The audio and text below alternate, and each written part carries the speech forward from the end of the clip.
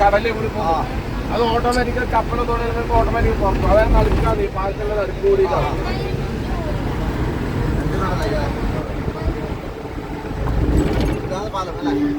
ഇവിടുന്ന് സ്റ്റാർട്ടിങ് ആയി.